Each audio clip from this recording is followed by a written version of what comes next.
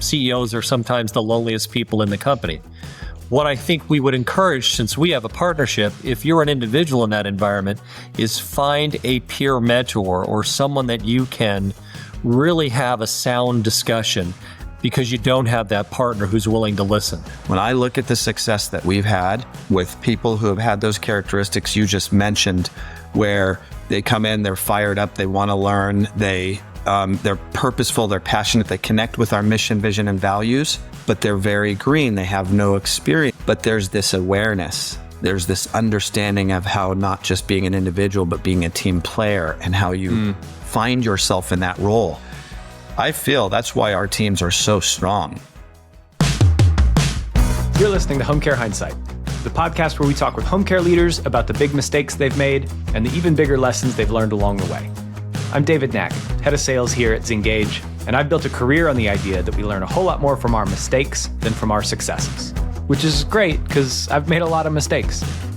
I've gotten to know some of the leaders in this industry who've built amazing businesses and are super well respected. So I thought it'd be fun, instead of asking them about the great things they've accomplished, to have them tell the story of one of the biggest mistakes that they've made and how that mistake changed their thinking and the way they run their business. All right, welcome back to another episode of Home Care Hindsight, brought to you by Zengage, the leading scheduler AI for after hours and on call and everything in between. I'm joined today by two guests. If you're watching on YouTube, you see two people or three people. I'm also here. I'm joined by Randy Platt and Rodney Burris of Care Partners. Guys, thanks so much for joining today. Hey, thanks for having us, David. Thank you, David. I'll kind of kick it over to both of you and just give the quick intro for people who aren't familiar with you. How would you introduce yourself? Randy? I'll let you go first, Rod. Hey, David, thanks again for having us here. Excited about the time we're going to spend together in the dialogue. I'm Rodney Burris, president, co-founder, and CFO for Care Partners. Been in healthcare for 24 years, exactly half of my life now. Didn't realize in the beginning that it was really my purpose. And I have a wonderful wife of 23 years and a son who's 19, who also works with our organization. And excited to have the time with you. Awesome. Well, Randy, how about you? Really nice to meet you all. Randy Platt. I'm also the co-founder, chairman, and CEO of Care Partners. Rodney and I think blissfully back then in 2026, started the company and are really excited to talk a bit about it. I've been married almost 30 years. I have three wonderful children, all married. So great daughters and son-in-laws in our family, and soon to add a grandson, actually days away from what I understand. So I have been in healthcare now 46 years, both in the acute, subacute space throughout my career. And Randy, you and I met at Home Care 100 in Dana Point earlier this year. And the Care Partner story is really unique. And also the way that you guys are approaching home care is a little bit different. And so talk a little bit about Care Partners and kind of the journey to get here, but what you guys are doing today that's noteworthy or a little bit different than kind of the usual. Sure. And David, I think we'll collaborate on this because we tell the story slightly differently with the same message. And I think when Rodney approached me back in 2016, he had a business plan that he asked me to vet, maybe be an advisor, which was really looking at everything in the post-acute space at that time. Rodney and I had the good fortune of working together at a previous company. And in doing so, I was so intrigued with his value proposition and where I think his vision was going, that I felt like as an advisor, I could certainly help him in a variety of ways. But ultimately, I think I found that partnering with him was going to be the best approach. And he accepted, which I was very impressed with. And that's kind of how we really seeded the company initially in our relationship. So grateful for that. We have been in a multifaceted management services organization. We manage physician practices for a variety of different groups within California. We have the largest asset, which is our home care asset, which we'll spend time on today. We're serving across the spectrum. Private patients with long-term care insurance, cash pay patients is a third. The other third is the CalAIM initiative, or those who are IHSS eligible. Managed Medicaid or Medi-Cal in California is a third. And then the regional centers in California, which is really children's age 3 to 99, adults and children with disabilities. And then we have really kind of a smattering of commercial contracts in the home care space that support that. And then we also, adjunct to that, manage a large enhanced care management team. Some patients overlap between home care and enhanced care management. And at the end of the day, we have this wonderful internal recruiting team that was recruiting for all aspects of healthcare that is now outward facing. And we have about 30 contracts in the country focused on recruiting for health systems and medical groups and other partnerships. Very good. Rodney, what did Randy get wrong? Nothing. I mean, it's amazing. I'll add a little bit to it. Of course, he always leaves out the part that he was actually my boss in the former organization. And, through his mentorship, it would be unfair of me to not say that he really developed me into his business partner in the way that he mentored and led me and my team at that previous organization. And that mentorship has continued into this relationship. And, I'm grateful that the day that I proposed it, he liked it enough to say, why don't we go 50-50 partners? And, that was 9 years ago yesterday from the time that we filed the articles of incorporation. The only other thing I'll add is in a differentiation. We created those values of love, care, and empathy from the beginning. And when you look at Randy's 45 years, that's now. Let's go back 9 years ago. His 30 plus, my 16 to 17 at that time, we'd really had the opportunity to play in every acute and post-acute space when you looked at it. And I think the biggest thing we were solving for is how do we serve clients or patients differently? And how do we reduce the fragmentation that we see within American healthcare? And so those are two things. When you look at the variety of service offerings and the essential building of a village around those that we serve, it's really about how can we be the best resource, surround them in a village, especially in a time where we're dealing with traumatic brain injuries, dementias, crises, healthcare interventions, end of life, these things that typically have a knack for ripping families apart. That is where the values came in. And the magic sauce that we'll probably get into a little bit today is who we've surrounded ourselves with and the people that who really deliver the care at our company. I think the thing that stands out to me about that story is back in 2016, there was not nearly the emphasis on like hospital at home and all the different kinds of like therapeutics and treatments and things that would, today be available in the home. There's people doing dialysis at home. There's people doing chemotherapy at home. And so I like that your values led you into, okay, how do we reduce the fragmentation of healthcare and bring more of that home, anticipating, of course, that some of this technology was going to happen and mean that there was so much more happening in the home that you guys and the caregivers that you work with would be able to support. So I love that. Okay, that's a great resume. And obviously you guys have been successful in this venture and in previous ventures. And I bring successful people on this show to talk about the biggest mistakes they've made in their career and what they learned from it. So I think you guys each have a mistake or two or whatever, 7. What's your big mistake? I have a lot of them. Am I going first again, Randy? Either one of us. Our lists are long. Yeah, David, I could give you 3 hours worth if you want. Sure. Let's not do that. Let's focus on a couple. I thought a lot about this because there's been a lot of mistakes that I've made. And the beauty in it is we found a lot of success from those mistakes when I reflect back. But one that's really stuck out that I thought was one that I wanted to share with you and your audience was having to do with blind optimism. It's knowing your strengths and knowing your weaknesses. When we walked into this was my second startup and my second venture. And I never reflected on the first venture and where I could have been better, where we as a team could have been better, and where my weaknesses held us back from success despite the success that we had. So I reflected on the initial years of Randy and I in this from 2016 to 2018, 19. And then since, right, even with the pandemic and some of the things that were unexpected within our run. And one of my weaknesses, one of my gaps is blind optimism. This affects me both in my personal and my professional life. The blind optimism here is I was responsible for developing a budget. I feel that's a strength of mine. I'm very good at financial modeling. What I'm not good at is identifying gaps, obstacles, or something out in front of us to get from month 1 to month 12 or beginning to end. And so when I reflected, we really spent the first, I want to say 24 to 30 months chasing a budget because I was so confident in what we built. And let me tell you, part of this is the entrepreneurial piece that says, I knew Randy and I would never give up or die on the vine trying to achieve that. The problem is when I didn't identify the obstacles, it was like this. I'm a fly out on the highway and I don't see these windshields coming, right? I built this budget and we're excited, and all of a sudden, boom, I hit a windshield. It doesn't kill me, call it the entrepreneur. But I tumble. And with that, my team tumbles. Our team tumbles. And now we're in recovery mode. And so when you're doing that, it creates a higher pressure within the whole team.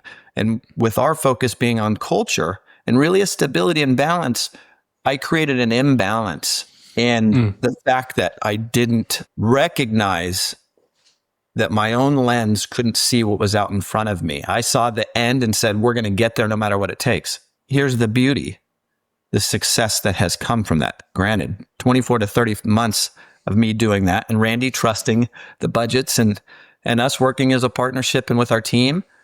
When I got out of my own way and I started building the financial modeling and putting it in front of our team and really asking, what am I not seeing?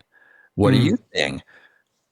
And starting to identify those challenges or gaps or issues that could come, we're already creating solutions at the time of budget.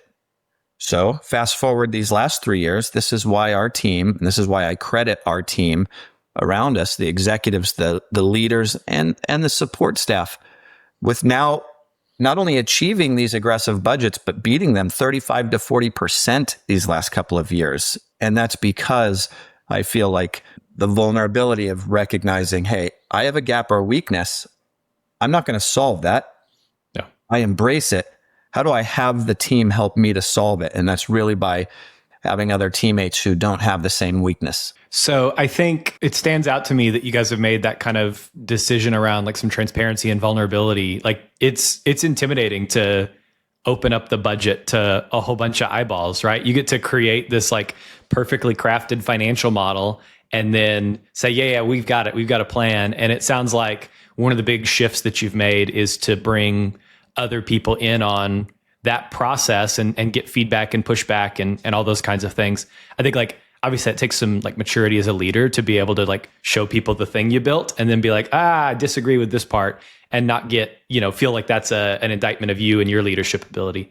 You talked about like windshields that you hit. Is there one in particular that stands out? Oh man, there's so many that I hit. Randy, do you remember one that I hit that was really big? I mean, I can't. The pandemic was one that no one saw coming. I can't use that. One thing Randy and I came into this together with was relationships, and we weren't as worried about the saturation in the market. So there's 300 to 400 other players doing what we did in 2016. We thought that the depth of the relationships that we had were instantly going to turn into referrals. So that first windshield that I would say that had me chasing budgets was not that the relationships weren't as deep. What we appreciate about them is as much as they trusted us, we were a new player now.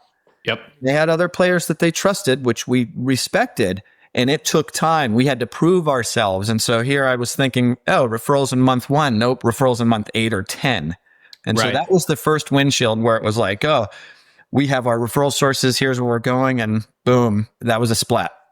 Yeah. Randy, did you have another one? Yeah, no, I think he absolutely nailed it. I think the transition for Rodney and also for me, because we are truly business partners in this, and we don't point fingers at each other. We really adapt and we talk and we look to create transparency amongst ourselves. And that's something we can spend time on later. But I think when he became trusting of the leadership team to open that budget up, to your point, David, that was when the paradigm shift took place. He still crafted an amazing budget, but the budget even got better, and better by way of functionality and executable goals. And I think so the windshield that he did hit, that truck windshield turned, right? He's able to kind of dodge that, and he's got other people out ahead of him, right?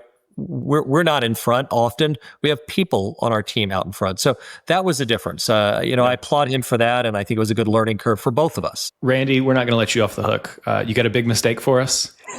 Oh, I've got so many. I'm going to say this, and I think this is something that will resonate with Rodney as well. With 46 years of experience, a lot of mistakes, but I'm going to talk about something that I think is one of the most important foundation of our company. We already mentioned it. It's our culture. But I do think we over-architected our culture when it came to recruiting individuals into the organization in the early years.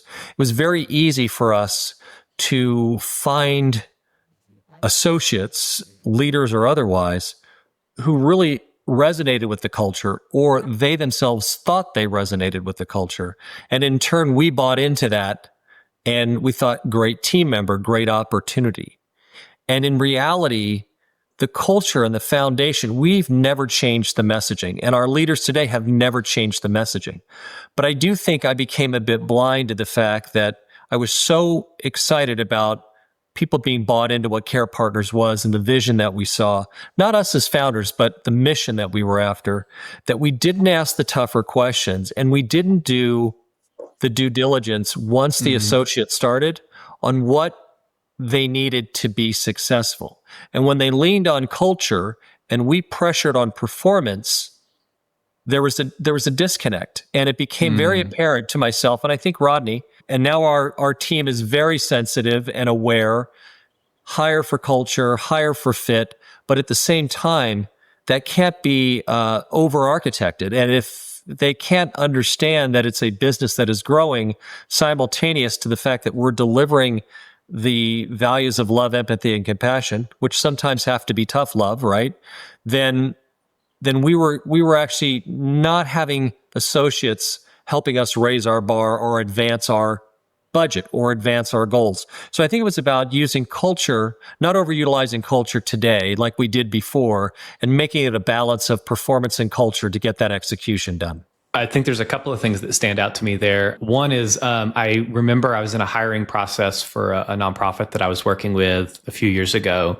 And one of the other stakeholders had done way more hiring and firing than I'll probably ever do. And one of the things that he said as we were doing the interview process together is he said, one of the things I've found through hiring is the more I talk, the more I like the candidate. And so I've tried to, really back off and let them really share what makes them tick instead of me sharing like kind of the vision for the role and the culture. Yeah. And at the end of it, them saying, yeah, that sounds great. And I'm like, oh, this person's such a good fit. And so it sounds to me like maybe even a little bit of this is you guys kind of pulling back and letting the candidate tell you that they align with the culture before you even are, telling them what exactly that looks like. David, that is our playbook. At least it was in the past. We talked more than listened, and I think that would have been one of my other high-ranking mistakes is being a better listener. Yeah, I think we've all experienced that, but it was pretty evident for myself, and I think for Rodney. And then that resonated throughout our leadership. So we really had to retrain ourselves while retraining the leaders as to what we were looking for. Yeah. It's far better today. It's an imperfect model, right? Hiring, if we could execute on that perfectly, we'd probably have a business. That's all we did was hire for people. Yeah. As somebody who's hired salespeople, like the challenge is like all salespeople are like kind of con men just a little bit. Like they can be good people, but they're still kind of liars. Salesperson here. And one of the challenges is, okay, how do you see through what the person knows is the right answer and drill down to, do they have the kind of like drive and motivation? Because it sounds like you guys are moving really fast. You're growing. You've got a team that is excited about not just like sneaking over the finish line on a goal, but like blowing way past it. And so, culture, values, all of that's really important, but how do you kind of drill down a layer deeper and understand, and like hiring is imperfect, right? If you have a 50% win rate, you're probably doing good, but how do you like understand who's got the grit and determination to like be a part of like a really high performing team? Speaking of talking a lot, I still catch myself doing that in our interviews, especially when I like someone or feel like they're a fit to the culture. And so that's something I constantly have to work on. But I think what we've learned across the years when we've reflected back on, turnover is a real key KPI for us. We want industry low turnover. It's not only in the culture we create and creating a fun environment, but it's what did we miss, right? What did we miss that maybe wasn't the connection? Not that they are a bad person or that they're not a good fit. What did we miss? And I think what I used to do was when I really started to like someone in an interview is I'd start to sell the job, sell the culture, right? And so everything good about it. Now I know we are a very enjoyable place to work. Our corporate office, people love it. There's not a lot of folks at our company that flex because they want to be there. They also understand it's fast paced, just as you said, 2 startups this year, 2 more startups coming later this year, acquisitions outside of state. And this team is fired up and motivated, but it also means work. Healthcare is 24/7. We have to focus on balance, but when we're there to make things happen and execute. And that's, again, I'll give the kudos to the leaders. And so the change is now in liking someone or feeling that they're a good culture fit, it's now painting the true picture that says, this is fast paced. This is fast moving. So yes, you see around it. Aesthetically, it's pleasing. You've met a lot of folks around the table. You like them. They seem to be motivated on it. But it's really getting to the nitty-gritty of how do you handle this situation? This is where I credit Randy in a lot of the questions that he asks. And I want him to share a couple of those with you. But it's really about identifying this is the true picture. Here's a career opportunity. We do have room for movement. Yeah. A lot of our leaders, our favorite things are people development. We invest in people and external programs, but these are the characteristics you need to have depending on the role, ops versus sales, that you need to possess to be successful here. And I think that sometimes helps us to identify that says, oh, great culture fit, but I'm not sure they have the skill, the drive to fit long-term on this team. It's interesting that has moved from ourselves and leaders to our teams. So there's team selection and also self-selection, meaning our teams don't want somebody who is not linking up. So they do a very good job to provide them feedback in the form of coaching. And if that's not improving, they get to their managers quickly to say, we need your help or we need the person moved out. We're not an organization that focuses on releasing people, but the reality is the old adage of, what is it, slow to hire, fast to fire. I think can be a careless statement, but at the same time, you want to move expeditiously if there are real gaps that you did not identify. We didn't do that well 5 years ago. Today, I think we do that well, and our team is engaged in that. Well, let's move to the next part of the program where we talk about something that's either underrated or overrated in the industry. And for the audience, pulling back the curtain, we did almost no prep. And so this is just Rodney and Randy having worked together for a number of years, great chemistry. But tell me about something that either you think is underrated or is overrated in the industry. I'll answer that in 2 parts. All right. Not sure your audience is all going to agree with me, but it's something that I feel very strong about in my experiences. Sometimes overrated is IQ. Knowledge, experience that you might bring to the table for a new position. Underrated is EQ. When I look at the success that we've had with people who have had those characteristics you just mentioned, where they come in, they're fired up, they want to learn, they're purposeful, they're passionate, they connect with our mission, vision, and values, but they're very green. They have no experience, but there's this awareness. There's this understanding of how not just being an individual, but being a team player and how you find yourself in that role. I feel that's why our teams are so strong. I'm not discounting IQ knowledge. I think sometimes where someone might be lacking the EQ is once you move from individual to team performance, the way our pods, you heard Randy speak about this at Home Care 100, the way our pods work, you're only as strong as your weakest link. Yep. And this is where I believe EQ comes in. I think in some ways in our industry, that is still an underrated factor when looking for the right people for your organization. And I think just to kind of piggyback on that, what we're seeing with some of the kind of rapid developments of agentic AI is that there is a increasing number of things that are mundane chores that have to be done and require a lot of institutional knowledge. More and more of those things can be systematized and done without a person being involved. The thing that people are going to continue to be essential for as long as I can see out in the future is the real human to human connection. Building relationships with the team, with your stakeholders in the community, with your caregivers, with your clients, with their family. And if we can free up teams from the chores that require some kind of brute force experience and knowledge, and instead can set people free to be super high EQ connectors, I think that's going to be a really high efficiency play for teams. You nailed it, David. We might have spoken for hours if the audience didn't realize, and you didn't say we hadn't. But human connection is what Rodney and I kind of live and breathe within our environment. Yeah. And you could use that in both the overrated and the underrated environment. And I think the agentic, the AI components, we see that as a process improvement. We do see it in some aspects of direct to family, direct to patient care, but nothing will replace human connection. There's no bot, there's no automated process that will eliminate that piece. And I think that's the beauty of home care. And I think when I look at things being somewhat overrated is everybody's running to home care in some way, shape, or form, right? It's a less organized, a bit more fragmented environment. It was never part of the direct delivery of healthcare. The last 5 years, it's becoming much more in vogue. Investors are looking at it. Private equity is looking at it. And I think what can be essentially overrated is how somebody can get to this, can generate money, but to sustain it is really where I think the fast money, the fast I can get in and make a difference is very short-lived. And I think it really takes staying power. I think it takes the foundational components of not only building an operating system that works, and we have that and we're constantly refining it. We don't just rest on it. But the reality is that if you don't have that human connection, and you don't present a culture that is deep, that is repeatable, that is, creating those connections, then I think you're gonna fizzle out quickly. You're gonna fail quickly. Or if you're an equity investor in any fashion, of angel investor to the most sophisticated of investors we deal with, you're gonna fail.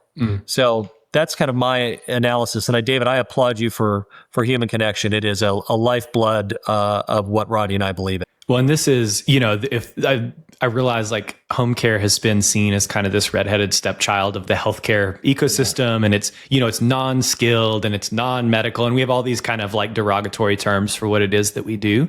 But at the end of the day, we have so much more time in front of the patient than anybody else does. And that's a huge opportunity both to recognize change in condition and get out in front of some kind of bad healthcare outcome. It's also such a huge opportunity to respond when crises happen. We've been on the receiving end of phone calls at 2 a.m. where the client is having a medical emergency and the caregiver has never seen anything like that before. And if you want to come in here and make a quick buck, you're going to have to confront the reality that this is a life or death business, and you are serving clients and supporting caregivers through a really difficult and inevitable kind of outcome. And I think there's a lot of, like you said, this has become a kind of hot and sexy space for investors. And anybody who's coming in without the eyes wide open of this is like life or death is, I think, going to be, have a lot of challenges in this space. David, caregiving, and you're an expert in this field, caregiving and the team that supports caregiving, in my mind, is like the thread that moves through the fabric of a patient's life or a family's life. And they connect the dots. They share the unspoken stories, the protection that the spouse really wants to give, but the caregiver sees the real story. That to us is really information we try to call out so that when the next caregiver goes in, they're better at their job and more connected with that same family member. And that goes right out to all of our staff who aren't even in the homes. Yep. So very much resonates with us. Yeah. Well, then the values that you guys have of love, compassion, empathy have the downstream impact. Obviously, you guys are more ready for hospital at home kinds of things than I think, some other agencies may be, but also like there is a real outcome that you can show to payers that originates from the values of love, compassion, empathy. One of the things that I wish from the beginning that we can measure, right? Because you're talking about the subjective, we start to move into the psychosocial indicators, right? If we had, something where AI or something could support watching a caregiver walk into a crisis situation, right? Into a home, first time home care, and then hearing what we hear from the families come out of there, so-and-so is an angel, so-and-so is a godsend. You're looking at, you've got the care manager who's there supporting, you've got your other supports and or organizations we're working alongside in the stabilization or movement of this family forward. When I look at that, what we're recognizing is there's this reduction in anxiety and stress and other feelings all the way around. And that's something that I wish we could measure, because I'm feeling subjective, as though that is such a contributor to the reduction in readmissions and the bounce backs and things like that and the stabilization. Because when you're calming the loved ones down, perhaps calling 911 less on those panic moments and allowing your team to triage in the moment to prevent that and keep from this cyclical thing that we've seen in so many families' lives. Yeah. I think about, it's almost like, we're going to lose all the listeners here. Oops. It's almost like in sound design, when you have the gain on a microphone or some other audio source. And if that gain is too high, that sensitivity to stimulus is too high, all of your sound inputs just peak and just sound like garbage. And when you're able to dial back the gain, dial back the sensitivity, and have a better threshold for what kind of intensity of stimulus is coming in, then you're like, not everything's a 10, right? You're able to hear the nuance and understand and track on a day-to-day basis. How is mom doing with her dementia? Are those, is she having more good days than bad days? Are there particular symptoms we're noticing that are getting worse? And I think just being more present and more sensitive to the person, rather than like so many adult kids they are managing the situation. And so you guys are able to come in and manage so many parts of that and free them up to be family that's able to like still be in tune with the medical situation. It's regulating, not normalizing, right? Because if you normalize, you treat everybody the same because they have dementia. If you regulate, you're looking at the environment that this person is living in and where they are within their stages, to your point of sound design, right? What are the inputs? What are the outputs? And how do they blend? And I think our caregivers, they have to orchestrate to kind of stick with your theme of music. They have to orchestrate. And it's different in every house they go in. Yeah. All right. If you're still with us, we'll move to the next part of the show where we talk about a little mistake that you see home care owners make all the time. And if they quit, it'd make their lives or their businesses like 10 times better. I think this applies to any home care, but I think it applies to any business. You've heard the term cash is king all the time. Cash is critical. And having run businesses, both running and owning, Rodney and I, making sure you have enough cash up front in your system with your vision, add 20% to that. Add 20% to the plan, because inevitably you will need it. Not waste it, you will need it. And I think that Rodney and I can both admit that we've made that mistake more than once in our careers, not anticipating, the perfect budget with the perfect cash flow. Great example from Rodney earlier. Not having enough cash is critical. And I think it's both a home care deficit. I think it's a business deficit, obviously, if you don't look out for it. But to me, I can see that a lot of home care owners in their startup don't really recognize what it takes to feed the beginning of that business growth. Yeah. And coming back to the values that you guys have, it's a lot easier to live by those values if you're not staring at cash flow, wondering if we'll make payroll. And so I think, I was at a conference in Orlando earlier this year, and somebody said, no margin, no mission. And I think that comes back to, we've got to take really good care of the business and the budget if we're going to be able to do all these kind of deliver on these lofty goals and ideals that we set out for the team. Agreed. That philosophy of no margin, no mission applies to for-profit businesses and not-for-profit businesses equally. Yeah. Rodney, you got a little mistake? I'm going to do what Randy did and apply it to all businesses and not just home care owners, just because it's the one that's sticking to the top of my head. And if I do apply it to home care, I'm going to say this is one of those things where this is a high stress business, right? Yeah. 24/7. And this is for partnerships, not necessarily solopreneurs. Randy and I were introduced to a concept in the beginning of our partnership here as a 50-50 partner. And we were introduced to some statistics that said that 90% of 50-50 partnerships fail, while 75% of startups fail, right? So when you look at that, we were considered the honeymoon stage, and the sage advice we received is something called no barnacles. I could look back and reflect at how many times no barnacles has resulted in us learning more about each other and turning that into a success, sometimes trading roles. But no barnacles essentially is what happens to a ship when it doesn't have its maintenance, right? Barnacles form and ultimately it falls apart and it sinks. The same with any partnership.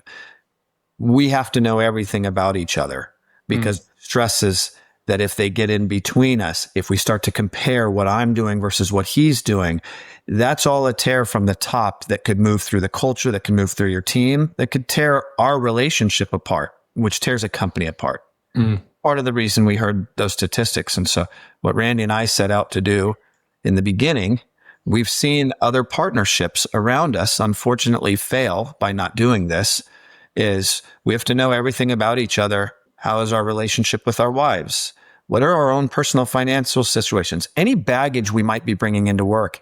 Any perceived failures within our roles or our lanes that we need to talk about before they happen? All of those things, which we call no barnacles conversations, we've done since day one. And it's only made our partnership, what I'm going to call brotherhood, even stronger through it, because sometimes it was the identification of a weakness that I thought I was a strength or was in the role of a CFO or my responsibility that transferred over to Randy because we recognized it was a strength that he had. And by having those conversations versus facing it, I'm using it as the little mistake. It could turn into a very big mistake if it gets worse and worse and worse. And if it doesn't. So my encouragement is that when there is a partnership, that you know everything about each other, that you know when you're not at your best, and that you know when maybe your partner or partners have to pick up the pieces and carry something forward because of you not being at your best. I love that example. We have each other, which Rodney just explained the challenges. But the beauty is if I show up at 80%, I know Rodney is there to take the extra 20% and vice versa. Yep. When you're the CEO of your own company, you're the founder, you don't have that resource. You've heard this, CEOs are sometimes the loneliest people in the company.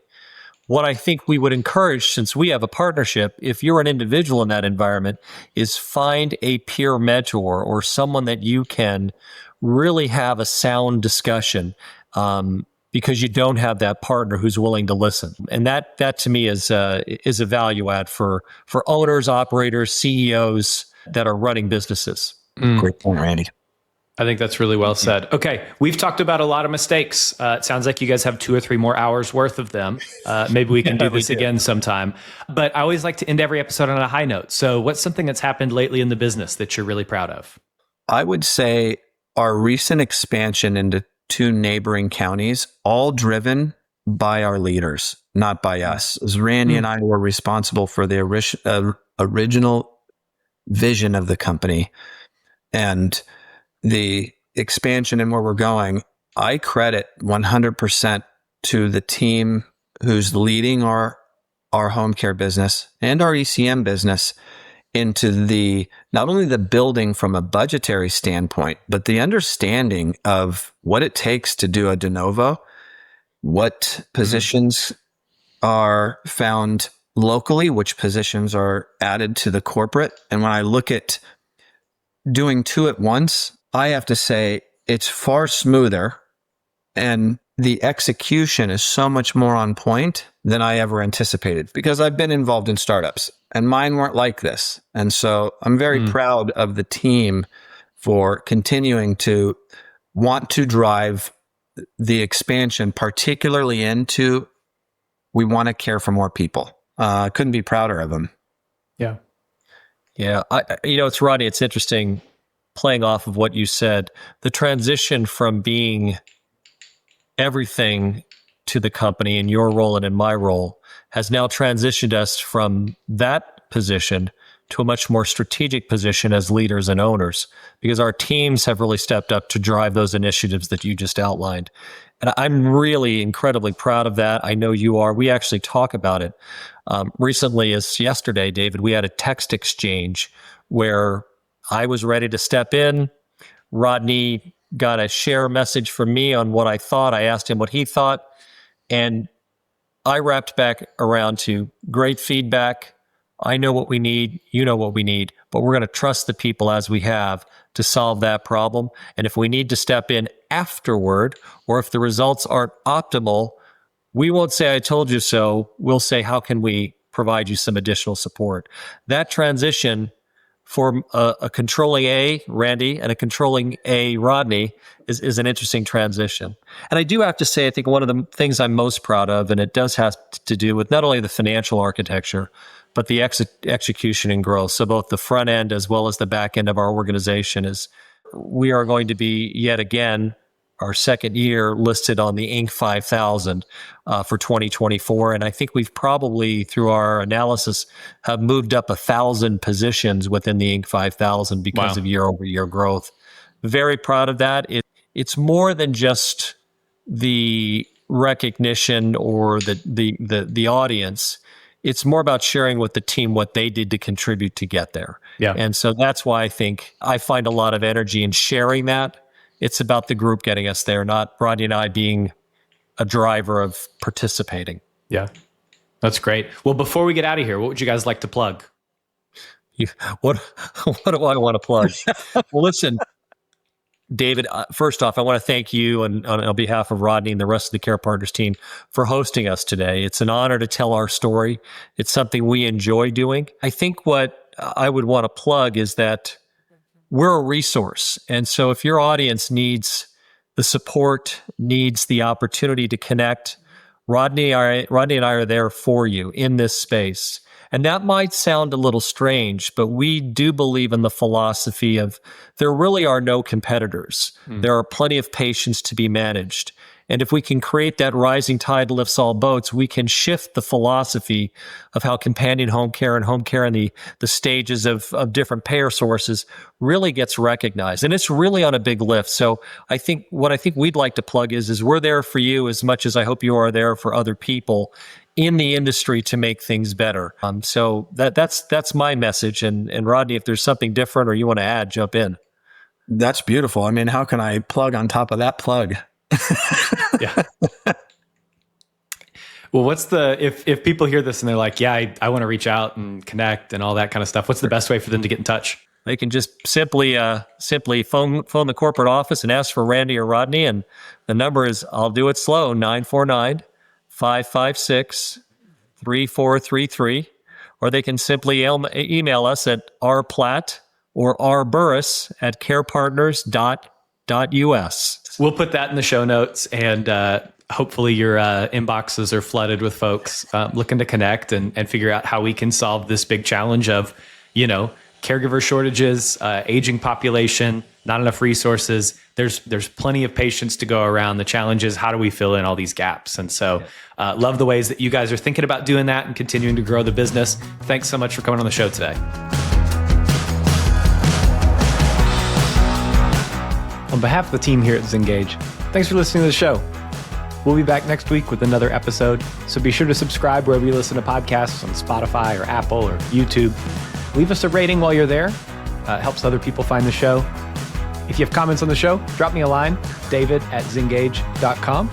Would love to hear from you, chat with you there.